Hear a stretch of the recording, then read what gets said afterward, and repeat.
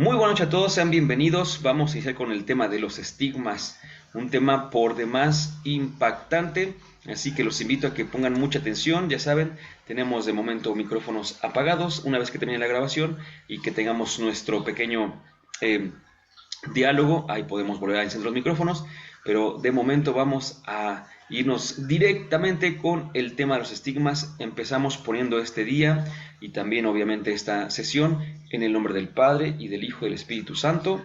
Amén. Ven Espíritu Santo, llena los corazones de tus fieles y enciende en ellos el fuego de tu amor. Envía Señor tu Espíritu y todo será creado y se renovará la faz de la tierra. Espíritu Santo, fuente de luz, ilumínanos. En el nombre del Padre y del Hijo y del Espíritu Santo. Amén. Pues bien, mis queridos hermanos, me da muchísimo gusto que podamos iniciar este tema que de acuerdo con la invitación que hicimos era el tema sorpresa, ¿verdad? No lo habíamos todavía planteado, estaba todavía a ver en cuál tema iba a ser y después de horas y horas, en serio, horas y horas de pensar qué podría ser, dije pues este que también por ahí lo habíamos ya mencionado un poquito cuando hablamos de los santos incorruptos, si no me equivoco, y se mencionó un poquito los estigmas de pasada únicamente, no se dijo gran cosa, por supuesto, solamente que sería un tema interesante a tratar. Y dije, pues ahí está, podemos dar ese tema, podemos compartirlo y podemos aclarar también, porque este es un curso que tiene la intención de dar una nota aclaratoria desde la fe a puntos, perdón, a temas que a veces nos llaman la atención y que generalmente no tenemos tanto conocimiento como con otros de nuestra fe, ¿verdad? Entonces dije, este sería muy bueno, espero que les guste, la verdad es muy interesante también el tema, muy llamativo y obviamente hay que dar una palabra desde la fe, desde nuestra creencia más profunda, los estigmas, ¿verdad? Vamos a ver entonces qué pasó con ese tema de los estigmas. Primero, hace 16 años, en el año 2006, se presentó en el programa televisivo que era el boom de entonces, de esa década, y un poquito de antes también, pero de esa década, el programa Otro Rollo, se presentó Giorgio Bon Giovanni. Este periodista italiano, que lo vemos en la imagen capturada, está en el centro, muy sonriente, muy agradable, su figura se ve muy agradable, y a su derecha, que está a nuestra izquierda en la pantalla, se encuentra Jaime Maussan, muy conocido, de verdad, muy conocido entre los mexicanos por ser un estudioso, investigador, experto, le llaman así, del fenómeno ovni y de otro tipo de fenómenos, ¿verdad? Y obviamente ahí tenemos al conductor también muy conocido, Adal Ramones. Eh, Cuando se presentó Giorgio Bon Giovanni, yo recuerdo mucho este programa porque, eh, como con otros temas, ya estaba yo adentrándome un poquito en el estudio de nuestra fe. De hecho, en el 2006 justamente terminé la filosofía y estaba iniciando la teología. Aún así, pues obviamente tenía ya algunas bases, pero de todas maneras era llamativo escuchar a Giorgio Bon Giovanni. Y bueno, ¿y él quién es o qué pasó con él? Pues era un estigmatizado, ¿verdad? Él, en algún momento de su vida, fue a Fátima y estando allí tuvo una revelación y la revelación la Virgen le comentó que si estaba dispuesto a llevar en su cuerpo pues esos signos de, de la gracia de Cristo según una perspectiva, ¿no? Y él ponderando su vida y ponderando lo que iba a hacer, dijo, me aviento. ¿Por qué? Porque de hecho se le iba a confiar una misión a Giorgio Bon Giovanni, según sus propias palabras. La primera parte de esta misión era revelar el secreto de Fátima, que en aquel entonces, ahorita les voy a decir, ¿no? Algo muy interesante, ya se había revelado, pero bueno, ahorita les digo sobre eso. La segunda era que tenía que anunciar que el fin ya estaba cerca, hace 16 años, por supuesto, ¿eh? Y la tercera, la verdad, no me acuerdo, porque las primeras dos son con las que me interesé para quedarme y compartir con ustedes, puesto que son las que tenemos, las que nos van a ayudar a discernir. Giorgio Bon Giovanni tenía los estigmas desde mucho antes, y lo que, entre tantas cosas, lo que a mí me llamaba la atención, pues es que relacionaba sus heridas, sus estigmas, con extraterrestres. Por eso es justamente que también allí está junto Jaime Maussan, porque al parecer varios años antes, por lo menos una década antes, Giorgio Bon Giovanni había entablado conversaciones con Jaime Maussan y pues ya habían comentado que los famosos seres de luz, unos hermanos del espacio, podrían tener algunas respuestas para nosotros y sobre todo algunas propuestas de vida para los que en este mundo habitamos, ¿verdad? Obviamente después de que estuvo en otro rollo, pues se hizo muy famoso Giorgio Bon Giovanni, se hizo lo que diríamos hoy, pues casi un influencer, ¿verdad? En aquel entonces solamente se le decía, todavía lo sigue siendo, permítame decirlo así, un producto mediático, porque obviamente donde salía Giorgio Bon Giovanni ya la gente iba para allá, entonces programas y programas empezaron pues a invitarlo y a analizar su caso. Ya saben, el clásico caso en el cual allí de hecho se puede ver un poquito que en sus manos tiene algo así como un tipo guante, por así decirlo, porque se tapaba justamente los estigmas.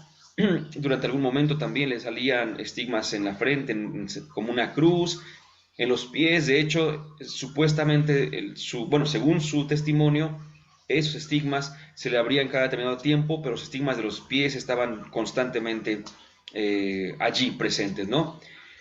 Y a mí me llamó mucha atención en aquel entonces, repito, hace 16 años, y por otra parte, pues me puse a investigar también acerca del tema. En aquel entonces, algunos datos se los voy a presentar el día de hoy porque los recuerdo, otros tuve que volver a leer para recordarlos o para tenerlos otra vez presentes y que tengamos pues la capacidad de que el mundo exige el día de hoy de pensamiento crítico y que nuestra fe también lo exige, que no seamos simplemente crédulos, pero tampoco que caigamos en un racionalismo ateo, como vamos a ver a continuación, ¿verdad?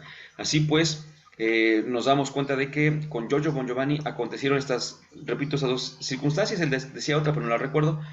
La primera de ellas es que tuvo una revelación, ¿verdad? Bueno, de hecho sería un punto previo. Sabemos que las revelaciones privadas no tienen el peso de la revelación pública, para empezar. Es decir, si es que acaso tuvo una revelación que está por allí, cada quien puede decir sí o no ante esa situación y seguimos siendo católicos los que decimos sí y los que decimos no. Si es que acaso tuvo esa revelación, se le dijeron dos cosas. Primero, que revelara el tercer secreto de Fátima, o la tercera parte, mejor dicho, del secreto de Fátima, pero ya había sido revelado. Si ustedes recuerdan, la Congregación para la Doctrina de la Fe, entonces dirigida por el cardenal Joseph Ratzinger, ya habían sacado un documentito donde venía el secreto de Fátima. Ya lo que faltaba del secreto de Fátima ya estaba allí. Y de hecho, yo tengo ese, bueno, cualquiera lo puede tener claro, pero a lo que voy es que yo tengo ese librito, pero no lo veo por el secreto de Fátima, porque la verdad es que no me llama la atención leer una y otra vez el secreto. Y no me llama, vaya, ¿no? Lo que sí me llama es el comentario teológico que hace Joseph Ratzinger ante las revelaciones privadas y sobre todo ante las apariciones, ¿eh? Porque ahí se menciona una distinción muy bonita sobre las apariciones que más bien deberíamos llamarlas visiones. Si no me equivoco, en ese mismo canal tenemos, en el año pasado, tuvimos un curso sobre María, no recuerdo si fue este año o el año pasado, pero pues ahí está, un curso sobre María, y el tema es justamente sobre las apariciones, y ahí hablamos un poquito más profundamente de ese tipo de cosas, tomando en cuenta justamente este comentario teológico del ahora, bueno, Papa Emérito, en su momento Papa, y antes el cardenal Joseph Ratzinger, ¿verdad? Benedicto XVI. Entonces, esa es la primera parte, y la segunda, pues, que el final se acerca. Ese, si me permiten ustedes, es uno de los datos, permítame decirlo así, la verdad, que más desenmascaran a los videntes. Porque cuando hablan de que ya se acerca el final, se sobreentiende que ya saben algo del final. Y Jesús dijo, nadie sabe ni el día ni la hora, solamente el Padre. Entonces imagínense cuando alguien empieza a decir que ya sabe que se acerca el final, pues obviamente es que ya se salió de la revelación pública y es lo que les digo, medio se mascaran. Con el tiempo, Giorgio Bon Giovanni justamente fue como que puesto, o mejor dicho, los fieles fueron puestos sobre alerta sobre Giorgio Bon Giovanni porque empezó a distraer lo esencial y a irse por las ramas con otras creencias y otras afirmaciones que la verdad es que no nos van a interesar, solamente es para decirles la cuestión que hasta en televisión nacional en su momento un estigmatizado o un supuesto estigmatizado hizo presencia, ¿verdad? Y fue visto por millones. Pero, ¿qué son los estigmas? Que es la primera pregunta, porque La verdad es que seguramente todos los hemos escuchado nombrar, probablemente algunos los sabemos bien qué significan, algunos los hemos usado, pero actualmente, por ejemplo, la palabra estigma no tiene ya el único sentido que tenía antiguamente, porque hoy hablamos de estigmas sociales, por ejemplo, ¿verdad?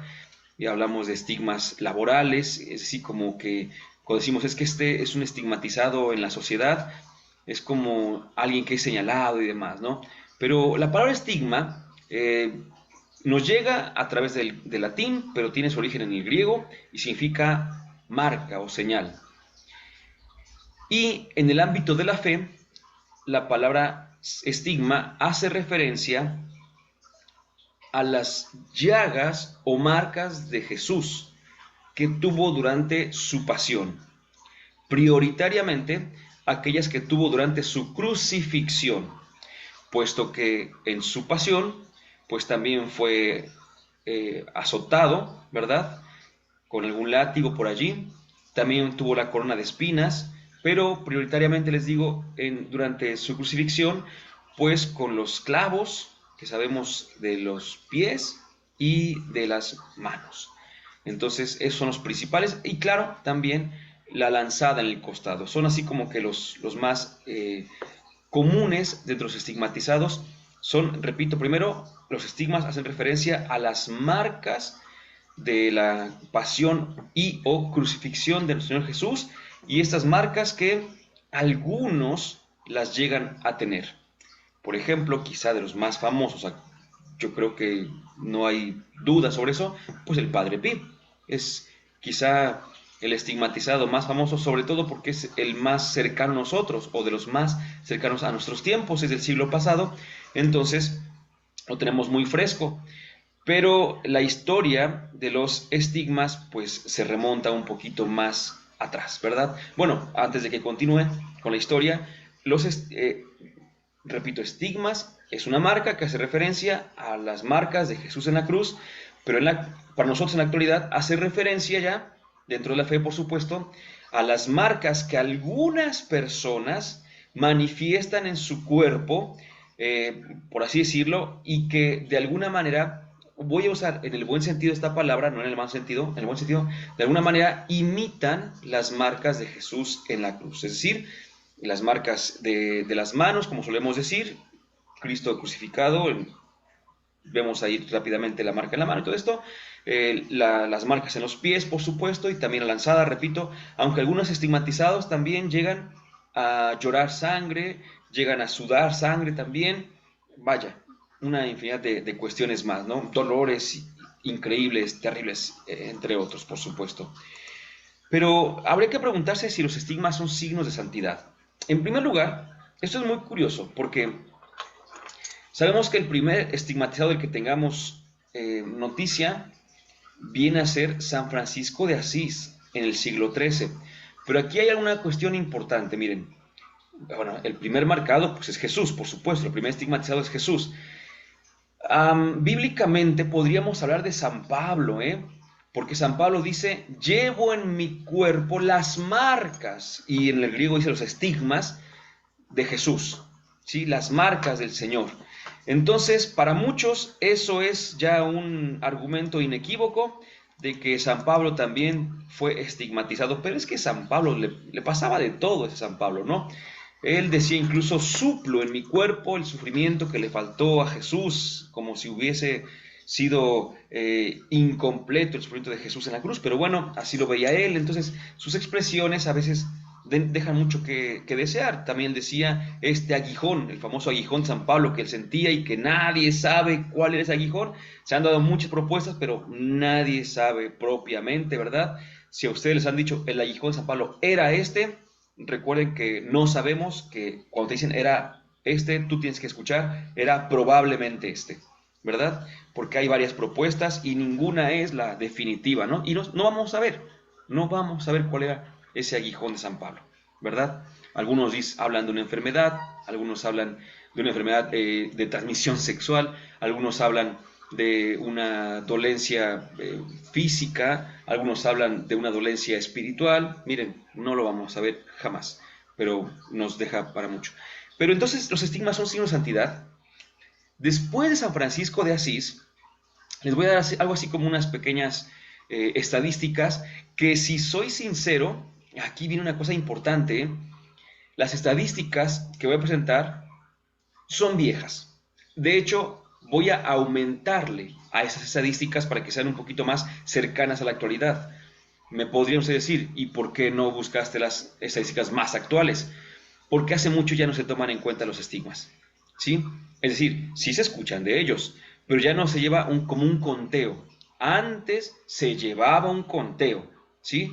Y en este conteo se iba poniendo bien todos, quién, a qué hora, dónde, pero llegó un punto hace unos 100 años más o menos en que nuestra fe tuvo a bien enfocarse en otras cosas, y aunque por allí se sigue escuchando de estigmatizados, perdón, ya no está una estadística completa. Así que por eso es que no podemos irnos más a la actualidad, simplemente a unas aproximaciones, ¿no? Lo que sí decíamos es que, históricamente hablando, al primero al que se le reconocen estigmas es a San Francisco de Asís. Lo deben saber ustedes, siglo XIII. Esto para muchos ya es algo llamativo, porque una pasión por Jesús pues se dio en los primeros siglos de una manera, vaya, tremenda. No digo que en la primera parte de la Edad Media, siglo V en adelante, no hubiera pasión por Jesús, también la había, ¿no? Nació en los monasterios y tantas cosas, pero en 13 siglos no hubo o no se tiene constancia de ningún estigmatizado. Repito, quitado San Pablo, en la Biblia no hay ningún registro. El primero, San Francisco, y a partir de él, olvídense, porque a cada rato empezaban a surgir estigmatizados. Y lo que no se dio en los primeros 13 siglos, en los siguientes 6 a 7 siglos, 6 a 7 siglos, 600 años, 700 años por mucho, empezó a darse un boom impresionante, porque se llegaron a contabilizar hasta fines del siglo XIX, principios del siglo XX, más de 300 estigmatizados. Más de 300. Pero las estadísticas, repito, son un poquito curiosas. En aquel entonces eran 321, pero ya con los que hemos tenido, quizá podríamos llegar durante el siglo XX, insisto, y ya con lo que llevamos del siglo XXI, podríamos llegar cerca de los 400, ¿eh? Pero bueno, de estos, más de 200 eran italianos, como si Dios, que hace que ve la santidad de algunos, se fijara en la santidad de los italianos, ¿verdad? Y de allí otros 100 por lo menos. Claro, hay que tomar en cuenta como teníamos en ese momento la noción de la tierra, pero por lo menos unos 100 más eran europeos. Entonces, pues los estigmas se concentraban en Europa y propiamente en Italia. Después voy a hablar de este número, de los 321, que repito, ya tiene más de 100 años ese dato, por tanto hay que aumentarle muchos más. El 85% más o menos, bueno, mejor dicho, voy a decirlo no con porcentajes, sino con proporciones y con números. Aproximadamente 280 más o menos eran, ahorita voy a hacer bien la cuenta, eran mujeres y el resto hombres. Es decir, a ver, la proporción que voy a decir es correcta. El número que dije en primer lugar, de 280, puedo estar equivocado. Ustedes hagan la cuenta, no se preocupen. La proporción era de 7 a 1. Por cada 7 mujeres estigmatizadas, un varón estigmatizado. ¿Sí? Entonces, si eran, pongámosle, 320 dijimos, ¿verdad? Más o menos en 4 por 40, ¿sí? 280 más o menos eran mujeres y 40 eran hombres aproximadamente, ¿no? Me falta por ahí uno que no recuerdo si era hombre o mujer, pero en aquel entonces, insisto, ¿no? Ahorita pónganle que ya son 300 mujeres y a lo mejor 50 varones. Aún así, la proporción de mujeres a hombres era mucho más. Entonces esto nos lleva pues a pensar si realmente son signos de santidad los estigmas, porque muchos así lo creen. De hecho, cuando Giorgio Bon Giovanni salió en la televisión, pues empezó luego la jiribilla de saber si él era un santo de nuestros tiempos, puesto que la gente dice, ¿por qué le salieron estigmas? Pues porque es una persona muy santa. ¿verdad? Y aquí es donde tenemos que hacer algunas distinciones. Porque de entrada, y lo vamos a ver ahorita a continuación, no quiero pasar toda la diapositiva, pero lo menciono antes para que lo tengamos ya fresco al leer la diapositiva. De entrada, no todos los santos han sido estigmatizados. Entonces, si los estigmas fueran un cierto tipo de santidad, pues todos los santos deberían tener estigmas. Segundo, no todos los estigmatizados son santos, ¿sí? Los que en teoría son estigmatizados, pónganle que les aceptamos. ¿Se acuerdan que dijimos más de 300? Aquí el número se elevaría muchísimo, porque gente que afirma ser estigmatizada, y van a ver por qué digo afirma, pónganle 500. Pues de esos 500, ni la mitad han sido declarados santos. Entonces, ni el santo tiene estigmas, ni todo santo tiene estigmas, ni todo estigmatizado ha sido declarado santo. Por tanto, no hay una relación directa entre santidad y estigmas. Tranquilos, porque dije no hay relación directa y alguno habrá pensado, entonces el Padre Pío no es santo. No, cuando dijimos eso, ¿no? Vamos a ver, vamos a llegar un poquito más adelante. ¿Cuáles son entonces, si no es la santidad, la causa directa, inequívoca, exacta de los estigmas? ¿Cuáles son las posibles causas de los estigmas? Este está bueno, ¿eh? Este está muy bueno. Hay 3 hipótesis principales. La primera no les va a gustar. La neuropática. Es la causa que proponen los racionalistas, que niegan sistemáticamente el orden sobrenatural y por consiguiente niegan la posibilidad de un origen divino de los estigmas. ¿Y qué creen? Que si bien es cierto que no creo que ninguno de los presentes sea racionalista como tal, sí creo que podemos entender un poco la postura. Hice hace un momento énfasis justamente en decir los estigmas en las manos, ¿verdad? En las palmas. Pero ya muchos de ustedes saben que cuando nuestro Señor fue crucificado, lo más probable es que no haya tenido cruces en las palmas de las manos, sino a la altura de la muñeca. ¿Por qué? Porque cuando crucificaban a las personas, si las llegaban a clavar de la palma de la mano, la palma se desgarra muy fácilmente con el peso del cuerpo. Entonces se ponía el clavo a la altura de la muñeca y ahí aguantaba ya el peso del cuerpo. Por tanto, si los estigmas son decíamos, como una mímesis, ¿no? Como una imitación de las llagas de Cristo, o en este caso, como una actualización, pues entonces los estigmatizados no tendrían que tener estigmas aquí, sino aquí, ¿verdad? Si fuera propiamente de Jesús. Segundo, otro dato curioso. Algunos tienen el estigma redondo, otros cuadrado, otros triangular. Y entonces se pone a pensar, bueno, ¿y por qué tienen tantas formas? Y es que eso no es el punto. Para ver ahorita de dónde viene. Pues que se supone que es la marca que dejó el clavo. ¿Cómo era el clavo? ¿Era circular para que dejara una marca así tal cual? ¿O era un clavo con ciertos bordes para que dejara otra marca? Y entonces aquí viene lo que algunos racionalmente, no racionalistas, algunos racionalmente han dicho, que curiosamente,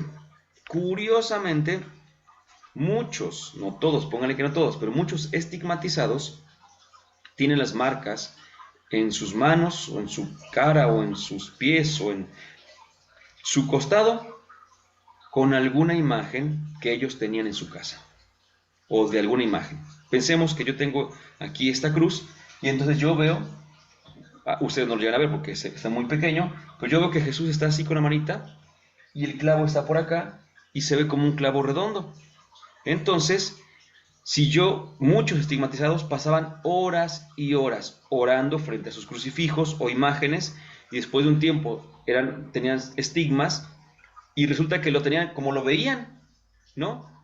Esto lleva a pensar en una temida, muy temida palabra para los creyentes, y es psicosomático, ¿verdad? ¿Qué significa? Que según algunos autores, los estigmas son más bien una cuestión psicosomática. ¿Qué significa esto? Que los crea la mente, ¿sí? Esto hay que entenderlo porque no es tan difícil de verlo. Cuando alguien tiene mucho miedo, por ejemplo, se pone muy pálido. Decimos, ¿no? ¿Tú qué te pasó? Porque vienes blanco, blanco, decimos, vienes muy pálido.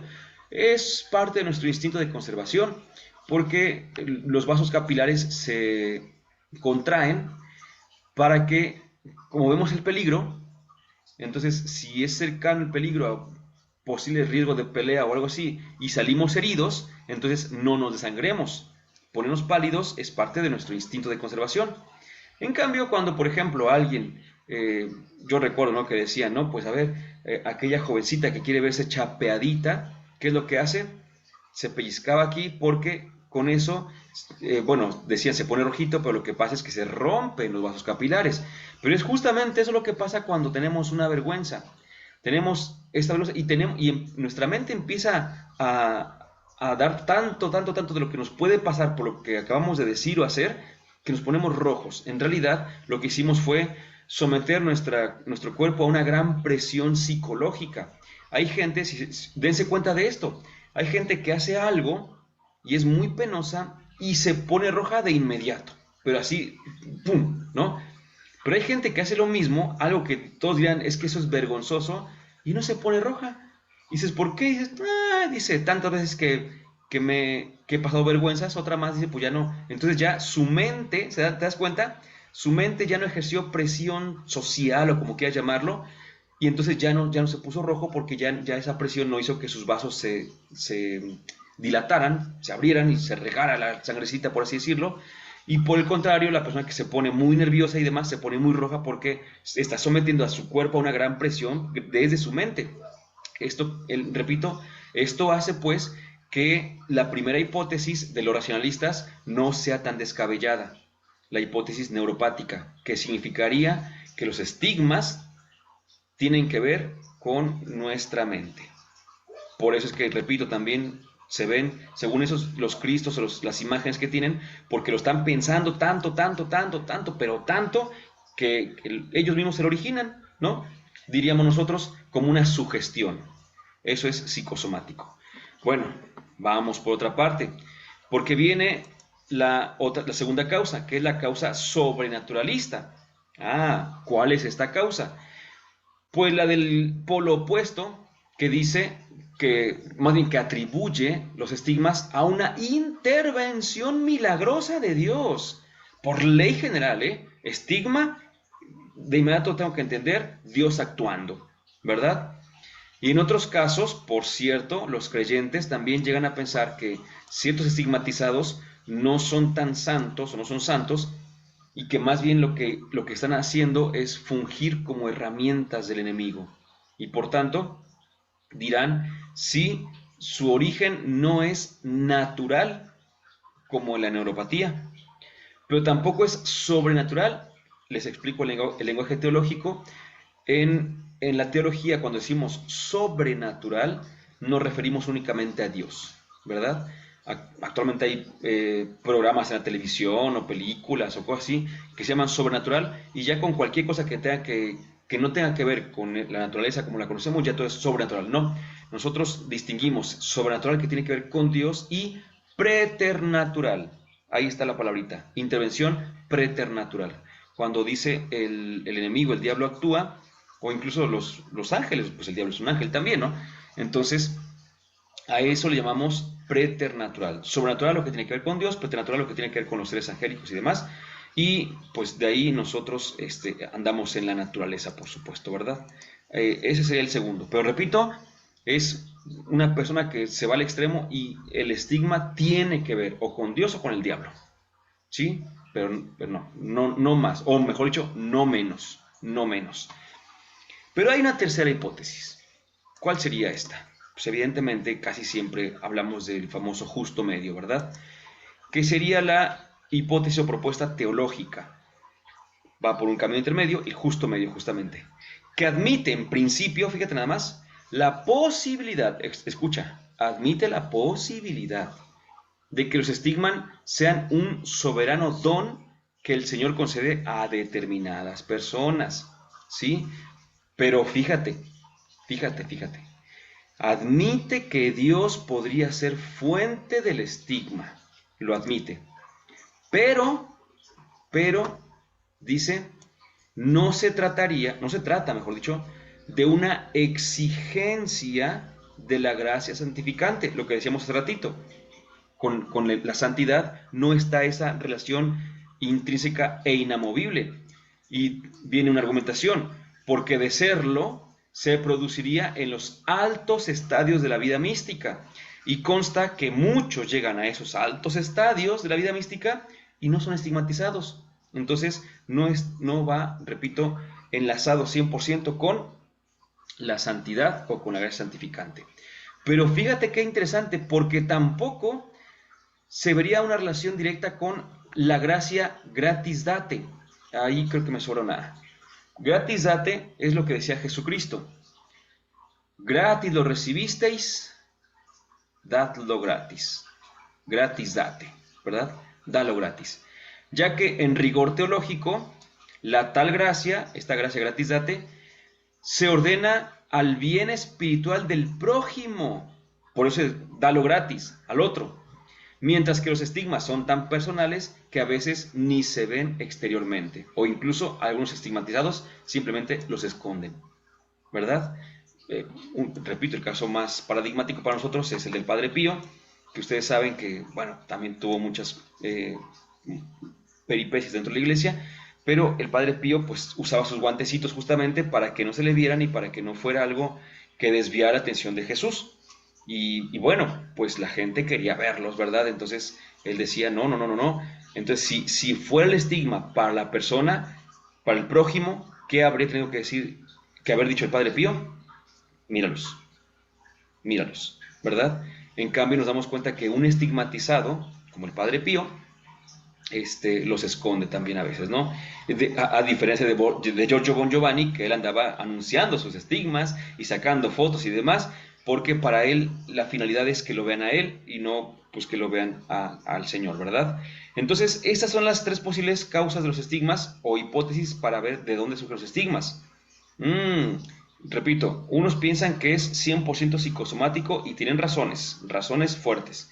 Otros se van al otro extremo y piensan que todo es gracia de Dios, que todo es acción de Dios, que todo es obrar de Dios, inequívocamente, o si acaso, por lo menos es del enemigo. También tienen sus argumentos, pero también hay que ver que quizá en una época distinta nos habrían convencido más rápido, ¿verdad? La tercera hipótesis es la que probablemente algunos de ustedes hayan como empezado a adoptar, ¿verdad? Decir, bueno, es que sí tienen que ver con Dios, pero pues hay que discernir todavía muchas cosas porque no sabemos bien. Fíjense que en la Edad Media, si no me equivoco, sí, en la Edad Media porque, bueno, ya apenas pasando la Edad Media, hubo una estigmatizada que lo fue durante muchos años, muchísimos años. San Ignacio de Loyola, el de los jesuitas, la veía con cierto recelo. Algo había que no le cuadraba. Al final de su vida, esta estigmatizada dijo, no tenía estigmas, yo me los provoqué. Hay una película, por ejemplo, que se llama El exorcismo de Emily Rose, si no me equivoco, creo que sí se llama, que cuenta la vida de Anneliese Michel, una joven alemana, bueno, no la vida, más bien cuenta una parte de su vida en donde esta joven fue supuestamente poseída. De hecho, es curioso porque la conferencia episcopal alemana al final dijo que no había sido poseída, que no fue un caso de posesión, pero un padre hizo supuestamente exorcismos y todo esto, y dentro de las cosas que le pasaban a Emily Rose, sí, Emily Rose, que originalmente se llama Anneliese Michel, insisto, en la vida real, vaya, era justamente marcas de estigmas. Pero en la película, a mí me agrada mucho la primera escena o de las primeras escenas que hay, porque se ve cómo va caminando o cómo pasa y hay una reja perdón, una barda, por así decir, una cerca de estas que tienen alambres de púas. Y se ve cómo ella va tomando los alambres, quizá inconscientemente, y de hecho de uno de esos alambres brota o cae una gota de sangre. Nos antecede la película lo que va a decir al final, que no era una cuestión que tuviera que ver con Dios, sino que simplemente se había lastimado la mano y que a partir de allí le había surgido el estigma supuesto, ¿no? Es decir, aparte de esas hipótesis de por qué salen los estigmas, aquí solamente se está tratando los estigmas, porque hay gente que se ha provocado los estigmas, hay gente que se ha hecho perforaciones para decir que es estigmatizado, están un poquito mal la cabeza y pues por eso mismo, ¿no? Hay gente pues que a lo mejor inconscientemente ha provocado sus propios estigmas, repito, así en ese sentido, y a lo mejor conscientemente lo ha hecho. Hay otros que han engañado, como esta religiosa que les digo que durante 30, 40 años estuvo diciendo que era estigmatizada y no lo era. Entonces, hablamos de aquellos que como que podríamos decir sí, como que sí son, ¿no? Y ya, pues obviamente ya saben que ahí empiezan a ponerle un poquito más, que el olor de rosas y que le sangran de una manera, pero que se coagula, decían, una herida que no se cierra. O sea, le empiezan a poner muchos datos como para ponerlo mucho más espectacular, ¿verdad? Pero esas son las posibles causas de los estigmas según los estudiosos. Ahora bien, ya para ir concluyendo, porque obviamente esto queda así y ya ustedes deciden hacia dónde encaminarse, quisiera hacer una pequeña intervención recordando algo que una vez que estaba platicando con algunos papás y padrinos, salió a colación y era acerca de las Teresas santas, ¿verdad? Y es que seguramente ustedes lo han notado, hay muchas santas que se llaman Teresas, ¿verdad? Que ya viéndolo bien no son tantas, o sea, no son 5,000, pero sí son unas 20, 30 más o menos, ¿no? Además de otras beatificadas, beatas ya, ¿no? Tenemos Santa Teresa de Ávila, la Madre Teresa de Calcuta, Santa Teresa del Niño Jesús, tenemos a Santa Teresa de los Andes, por ejemplo, tenemos a Santa Teresa Benedicta de la Cruz, tenemos a muchas Teresas. Entonces, me acuerdo que una vez les comentaba a unos papás y padrinos, hablándoles así, de hecho no, ya me acordé, no era con papás y padrinos, era en una celebración de palabra que me invitaron a hacer la celebración de palabra. Ya ven que luego no tenía nadie a quien invitar, me invitaron a mí, yo la hice, no estaba, obviamente no iba a haber sacerdote, hice la acción de palabra, así todo bien vestido y demás, y en la reflexión, que no homilía por supuesto, les hablé de la santidad y les hablé de las Teresas, justamente para decirles esto, decirles, pues aquí está el asunto, ¿no? Hay muchas santas que aman Teresas, y les dije, esta Teresa, santa, santa, santa, santa, y les dije, ya saben entonces, si lo que quieren es tienen una hija y quieren que su hija sea santa, ¿qué tienen que hacer? Y de inmediato me dijeron, ponerle Teresa, ¿no? Y les dije, ven cómo no entienden lo que es la santidad, porque el nombre no, no va a decir si es santa o no es santa, ¿no? En ese sentido, porque conocemos a muchas Teresas santas, pero no todas las santas son Teresas, y no todas las Teresas son santas tampoco, ¿verdad? Y es más, algunas toman su nombre después ya de consagradas. Entonces, como son muchas del Monte Carmelo, se dejan influenciar por el nombre de Teresa, y está bien, está perfectamente bien, no pasa nada, ¿no? Pero les dije, no, no, no, es que tienen que recordar que el Señor Jesús nos avisó, nos habló de la santidad, y nos dijo que si queríamos imitar, es decir, si queríamos ser sus discípulos, nunca nos dijo, imiten mis llagas, sino dijo, en esto van a conocer los demás que ustedes son mis discípulos, en que se amen los unos a los otros. Ahí está la clave de la santidad, en el amor, pero en el amor cristiano, el amor que es como el de Cristo. Le preguntan a Jesús cuál es el mandamiento más importante, amar, amar. Dice San Juan en su carta, su primera carta, dice una cosa que de verdad, porque yo humildemente debo decir que lo había notado cuando recién empecé, porque yo decía, ¿por qué Jesús dice que les doy un mandamiento nuevo y habla del amor, dije, si desde el Antiguo Testamento ya está, ¿no? Entonces a mí me llamaba mucho atención y después leí la carta de Juan y vi que lo dice también él. Decía, es que hay un mandamiento que dice que de nuevo a la palabra, a la letra no tiene nada de nuevo. Lo novedoso es la vida, la vivencia, ¿no? Es el amor, el mandamiento del amor. Y ese amor es el que nos va a llevar directamente a la santidad. Y ahí sí te puedo decir que si tú amas, serás santo. Y si tú eres santo, seguramente amas. No hay una conexión directa entre santidad y estigmas, para nada. Pero sí hay una conexión directísima entre santidad y amor. Pero no el amor este que decimos de sentimiento, ¿verdad? Sino el amor de Cristo. Recordemos que hay 4 tipos de amor, o bueno, 4 formas de decir amor que se refieren a 4 distintos tipos. El amor a los amigos, el amor a la familia, el amor a la pareja. A los amigos es el amor fileo, a la familia el amor storgos y a la pareja el amor erao, de donde viene eros. Pero Cristo, cuando nos invita a amar, cuando dice que el mayor amor es el que da la vida por sus amigos, cuando le pregunta a Pedro si lo ama, cuando dice amen a sus enemigos, cuando habla de amor, no usa ninguno de esos 3 tipos de amor. No es el sentimiento, no es el cariño, no es nada de eso, aunque los puede incluir. Es el amor agape, o ágape como generalmente ya le decimos, no por pronunciación nuestra. El amor agape dice, es el amor desinteresado, el amor que busca el bien del otro.